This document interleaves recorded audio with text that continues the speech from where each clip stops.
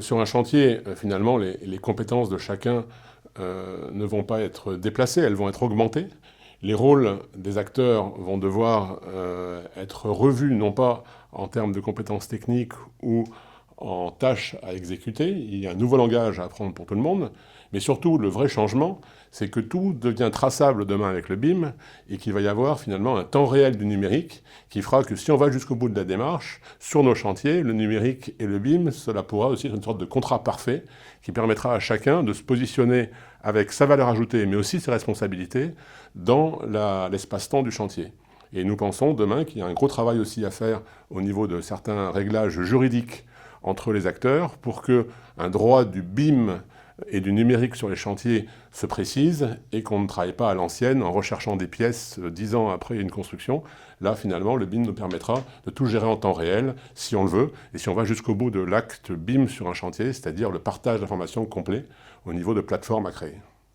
Alors, le BIM, c'est un véritable enjeu de montée en compétences, et pour chaque entreprise du monde de la construction, finalement, il est important de s'équiper au plus vite pour pouvoir parler BIM, mais parler technique, c'est-à-dire parler variantes, parler valorisation de spécificités d'exécution qu'ils peuvent avoir, et quelle que soit l'entreprise, que ce soit une entreprise de spécialité, une entreprise générale,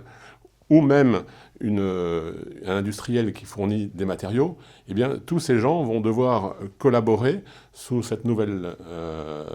nouveau processus, ce nouveau langage, pour mieux partager, mais avec des compétences qui seront, si elles maîtrisent bien le langage, valorisables encore plus facilement demain qu'hier, et le BIM permettra de mieux valoriser des compétences, à condition bien sûr d'être au rendez-vous et d'avoir formé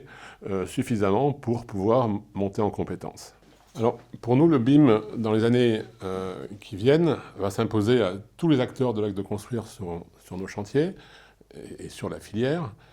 La filière construction à la française est une filière d'excellence qu'il convient de valoriser. Le BIM est un élément de valorisation, est un élément de levier pour cette valorisation.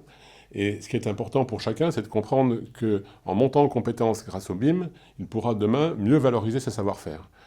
Pour la profession au sens large, il est important au plus vite de travailler sur une logique de caisse à outils pour ce qu'on pourrait appeler le BIM exécution. On voit bien qu'au niveau de la conception, il y a des logiciels qui sont vendus par certaines sociétés de services. On voit bien qu'au niveau facility management, il y a des outils qui sont en train de se mettre en place. Il est urgent pour nous de travailler sur toute une caisse à outils, d'outils, méthodes d'exécution et réalisation d'opérations, une caisse à outils pratique au niveau donc de ce qu'on va appeler ce BIM exécution, c'est-à-dire des méthodes d'exécution, des calculs de fluides, des calculs